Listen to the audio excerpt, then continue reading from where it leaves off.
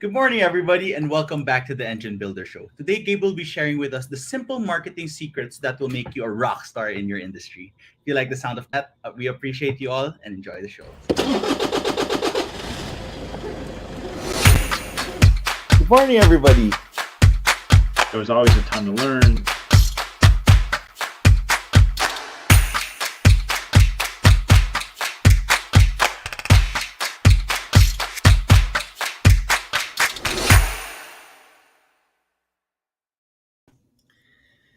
Good morning, everyone. Hope you're doing well. It is the last day of March here in 2022, and you will never get this day back. So make sure you make it something worthwhile.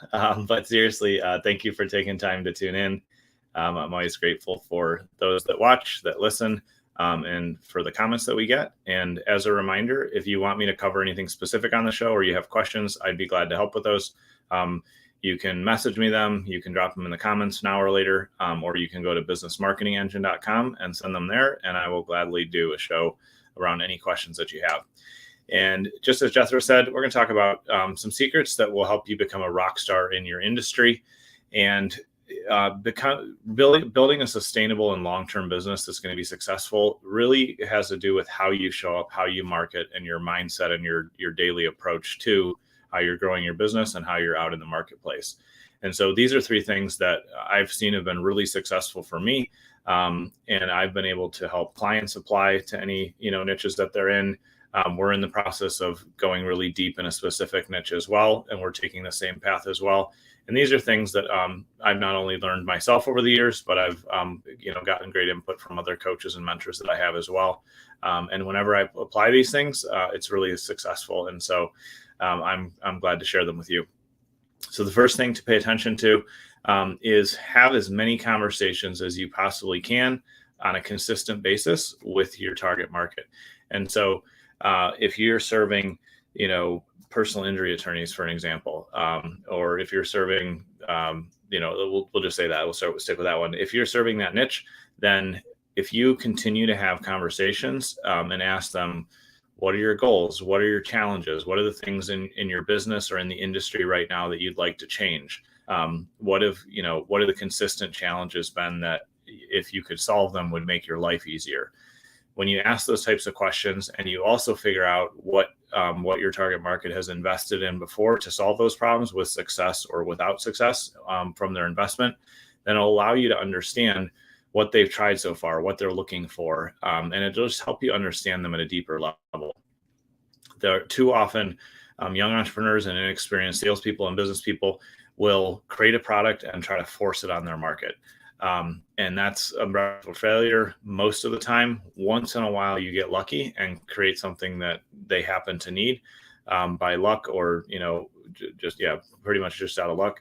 But more often what happens is a lot of time and money is wasted because you don't understand what the market needs, what they want, and what they're willing to pay for something either. And so not only should you have those conversations early on when you're going into a new niche or launching a new product, but you should have them on a continual basis over time so that you become the person that understands your target market better than they do. And so that you understand everything about what they need and what all their fears are, their challenges, what their desires are. So that's the first thing, is just continue to really focus on building that relationship with your entire market by having, multiple conversations.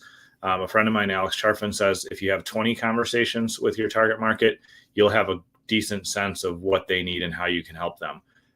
He says if you have 50 conversations, you'll be certain of how to help your target market. And if you have 100 conversations or more, then you will end up being the go-to expert who knows their problems better than they do. And having 100 conversations isn't a impossible thing. If you have 4 or 5 a week, you can have 100 conversations in a really short time. But again, don't just start out that way. Make sure it's a part of your ongoing marketing process to keep having conversations with the people that you want to serve. The second thing to pay attention to that will make you a rock star, a marketer in your space, in your industry, is focus on serving, not selling. It's really easy to make a lot of money and be really successful when you say, what problems do my prospects have and how can I solve those problems? What are their challenges? What are their concerns? How can I serve them and make their life better? when you come into a conversation that way, when you come into a relationship that way with the intention of service, it's really, really easy to uncover opportunities where you can make their life better and you can also make a good living doing it. And instead of, again, starting a conversation with, I have this thing, I want to sell it to you, start a conversation and start a relationship and be engaged with your market by going, man, what are the problems right here? What are the concerns? What are the repeating patterns that I'm seeing with this individual relationship or with all the relationships I have in this industry?